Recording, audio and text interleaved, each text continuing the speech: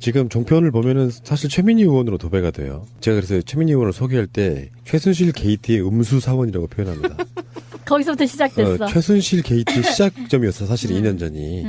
2년도 넘었지. 그때가 2014년 8월인가 그랬으니까요. 근데 그 당시에 굉장히 의문점. 지금 종편도 열심히 보도하고 있어요. 이런 묵은 이야기를. 몰래카메라형 시계가 있는데 아닌 것 같다는 거지. 그래요? 그러니까 그거는 방송에 안 나온 얘기까지 제가 사사기산 얘기까지 제가 까발려 보면 시계가 2개예요. 남녀 하나씩인 거야. 그래서 실제로 그 박근혜 말고 최순실 라인으로 꽂힌 직원들이 되게 많잖아요. 대표적인 게 윤전추고 이런 식으로. 근데 제2부속실은 이제 원래는 영부인용이라고 했고 그 영부인용이 아니라 보니까 뭐 처음에는 대국민 소통창구로 활용하겠다고 하다가 거기에 지금 한 무대기 애들이 지금 모여 있는 상황인 거예요. 윤전추 네. 비롯해서. 그 제2부속실의 역할 중에 하나는 최순실의 의전을 담당했을 사실상의 영부인 최순실의 역할을 담당했을 그건 맞는데 문제는 종편들이 그 카메라의 용도가 자기들끼리 서로 감시했다. 상식적으로 맞지 않아요. 그 카메라를 사들인 사람은 지시자는 최순실이 맞고요. 그 카메라로 감시해야 될 대상이 누구였느냐 시점으로 보면은 뭐 어떤 상황이냐면은 박근혜 아니야? 정윤했지. 박근혜는 맞는데요. 그러니까 박근혜의 일거수일투족을 그 부속실이라고 하면 박근혜와 밀접하게 이렇게 관련이 있는 사람들이잖아. 일정을 챙기는 사람들이야. 1부속이든 2부속이든. 근데 신비님이 방금 이렇게 언뜻 흘리셨잖아요. 그러니까 최순실이 박근혜와 정윤의 관계를 의심해서 그 카메라로 몰래카메라로 촬영했을 가능성이 높다는 것이. 저도 예전에 얘기했는데 그거 풀었어요. 박근혜를 찾는 남성들이 누군가를 다 파악하고 싶어 했을 겁니다. 정윤회뿐만 아니라.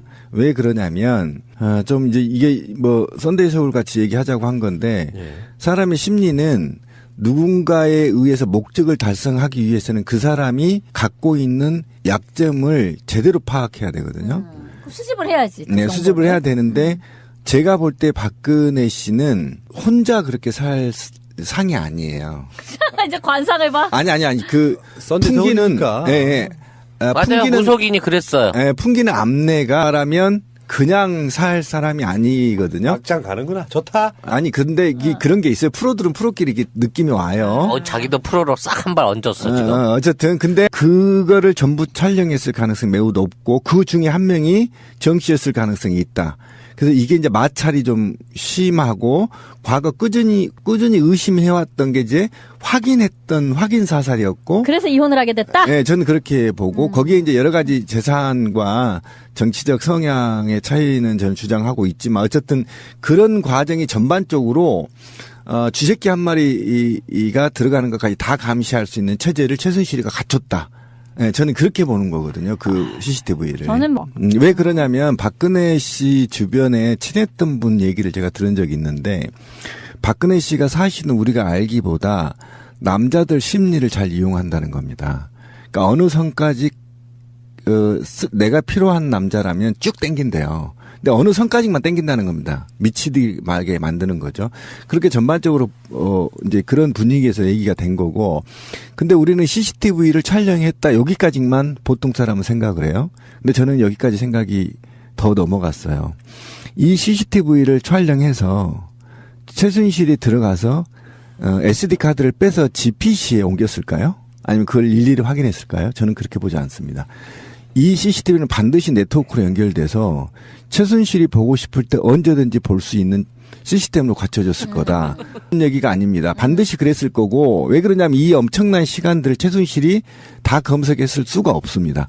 그러면 외부에서라도 내가 의심스러울 때 즉시 들어갔을 보는 IP를 할당을 받아서 IP CCTV로 직접 접속해서 봤을 가능성도 있어서 이 부분도 반드시 수사해야 될 덕목 중에 한 덕목이죠. 그러니까 몰카는 어차피 외부 동선용이고요. 청와대 내에서 몰카를 특별히 달 일이 없어서 그게 의구심이 생긴 거예요. 그렇죠. 참 재밌는 거예요. 저번에 우리가 그 방송 했잖아요. 부부 사이에도 권력 때문에 결국은 이혼이 좀 이제 좀 풀리지 않습니까? 그렇죠. 어느 정도 이혼한 이유가 풀리잖아요. 사실은 이게 박근혜 양쪽 팔을 서로 잡아당기고 있다가 나 안 되겠어. 쟤는 제가 있으면 내가 이 박근혜를 맘대로 후리는데 불편하겠어 싶어서 남편도 털어낸 거고요. 그런 의미에서 박근혜 주변에 있던 여성 보좌관이나 어떤 친했던 여자들에 대한 것들을 전부 다 사실상 최순실이 일종의 질투 비슷하게 경계 비슷하게 해서 털어냈을 가능성도 또 있고요. 차은택이라고 하는 인물도 지금 꼭 우리가 재능이라든지 그 사람이 했던 엽기적인 또는 굉장히 말도 안 되는 특혜만 생각할 게 아니라 박근혜를 지근거리에서 항상 수행했다는 점을 좀 눈여겨봐야 된다는 거예요. 그러니까 박근혜가 차은택만 옆에 있으면 항상 표정이 온화하고 밝았더라 하는 또 어록이 있지 않습니까? 우리가 흔히 생각하고 있는 관계 이상으로 그 시계에 찍혀있는 인물 중에 차은택도 포함될 수 있다. 뭐 이런 가능성도 생각을 해볼 수 있는 거예요. 근데 기본적으로 너무 관계가 더럽다. 돈만 있으면 되는 거야? 연하 막 몇 살, 어? 하게. 그러니까. 누나라고 하지 마. 썬데이 서울식으로 가면은 그러면은 박근혜와 차은택 그리고 최수실과 고영태 이렇게 되는 거예요? 더 많을 거예요. 더 많겠죠. 북한이 이미 공직 안에 있지 않았습니까? 네? 그러니까 정확히 말하면 중앙일보라고 말씀해도 돼요. 아니 중앙일보에서 인용한 북한의 우리 중앙일보로 말해도 민족끼리. 돼? 그래서 그 이외에 사적인 인물들, 그러니까 공식 파트너들 말고 사적 파트너들은 우리가 일반적으로 그렇잖아. 공식적으로 사귀는 발표하는 사람들보다는 한 10배 정도 많은 게 사실이기 때문에 공식적으로 법적으로 법정 증언으로 확인된 200명의 여성 편력과 비슷하게 가진 못하겠지만 그래도 한 40명 정도는 있지 않을까 하는 또 추론을 해볼 수가 있는 거죠. 그거는 정말 맥락 없는 추론이야. 10배는 되거든. 왜냐면 공식적으로 사귀는 사람이랑 비공식적으로 사귀는 사람의 숫자 차이는. 돈 있는 게 참 좋기는 해요. 제가 예전에 정윤회라고 하는 사람이 박근혜와 밀접한 연관이 있다라는 소문이 막 돌았던 거는 최근 일이 아니잖아요. 우리 사실은 세월호 사건 나기 그 이후에 정윤회라는 사람은 박근혜의 새스망인 것처럼 인식될 정도였단 말이에요. 지금이야 이제 최순실이 확 떠올라서 정윤회는 완전히 쩌리가 된 상황이지만 그렇다 보니까 그 당시에는 그런 말들을 하면요. 이쪽 진보 쪽에 계시는 뭐 유명한 언론인이신데요. 개인적인 자리에서 막 화를 내는 거예요.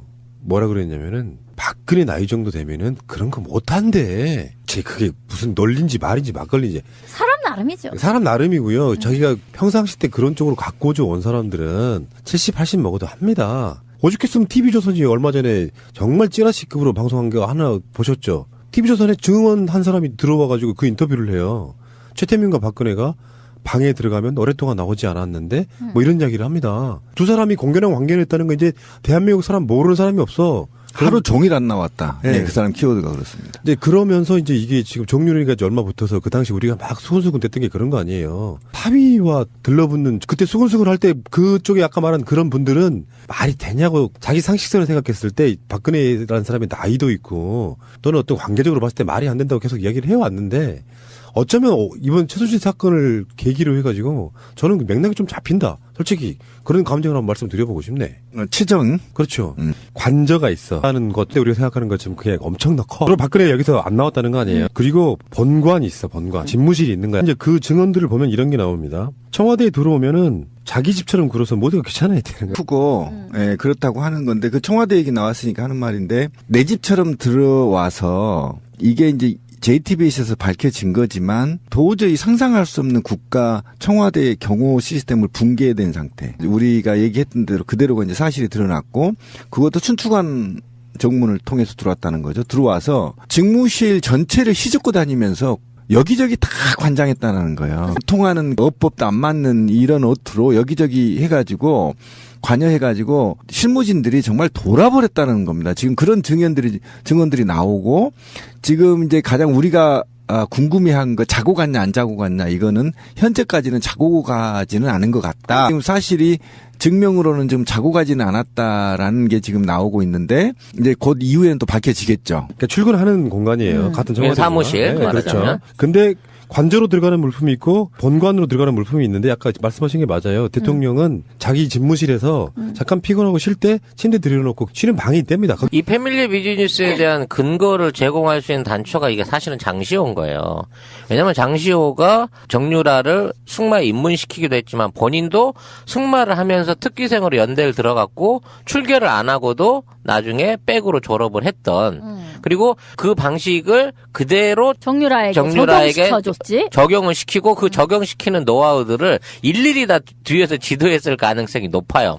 그리고 이 자체를 아예 사업화하기 위해서 아예 그쪽 가문은 승마로 뽕을 뽑은 거지. 막 삼성까지 결탁을 시키고 어마어마한 막 법령을 바꿔가기 시작하면서 이 승마로 뽕을 뽑으려고 한 거야. 그렇게 승마로 한 구자를 최순실네 가게에다 차려주고 얘네는 연예 계하고 동계 스포츠 쪽으로 그렇죠. 또 발을 뽑아가지고 그 나름대로의 또 새로운 사업을 구상을 한 거지. 뭐 이런 류 안에서 장시호의 역할이 있을 거라고 사람들이 이제 의심을 하다 보니 이 실제 브레인은 이 정시호다. 이런 식으로 이제 사람들이 몰고 갈 수 있는 빌미를 제공하고 있는 거예요. 그래서 부동산 부분에 대한 컨설팅도 주로 이제 장시호가 다 했었다고 하고, 실제 재단을 설립하거나 또는 그 영재 스포츠 관련된 센터에서 자금을 집행하고 운영하는 것 자체를 본인이 다 직접 관리했다고 치면, 자, 이 정도 실무적인 능력이 있고 똘똘한 친구라고 하면 K나 미르 재단도 거의 이 친구의 손길이 닿지 않았을까.